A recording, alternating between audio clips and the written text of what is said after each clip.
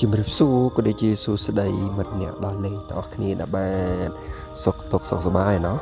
ហ្នឹងហើយថ្ងៃនេះតាបុនខ្ញុំអត់មានអីច្រើនទេបងប្អូនបាទហើយថ្ងៃនេះអត់មានច្រើនទេហើយថ្ងៃនេះខ្ញុំទៅលេងផ្ទះមិត្តភ័ក្តិនៅភូមិកន្លែងអញ្ចឹងណាហ្នឹងហើយចេញពីអុជុំទៅថងទៅដល់ភូមិកន្លែងហើយទៅដល់ភូមិកន្លែងហ្នឹងគឺផ្លូវលំយ៉ាងហ្នឹងហើយដោយសារគេអត់ទាន់ជួសជុលនៅឡើយអញ្ចឹងណាតែវាមិនឆាប់ទេគេនឹងជួសជុលរួចរាល់ហើយអញ្ចឹងណាហើយខ្ញុំផ្ទះមិត្តភក្តិខ្ញុំគាត់នៅភូមិកន្លែងហ្នឹង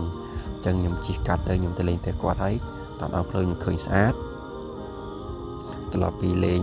ត្រឡប់ពីផ្ទះមិត្តភក្តិខ្ញុំក៏ឆ្លៀតថតទៅអញ្ចឹងណាតែពិតខ្ញុំអត់មានបំណងថាទៅថតអីនោះទេអញ្ចឹងទៅលេងទេព្រោះបាត់គ្នាយូរអីអញ្ចឹងណាទៅលេង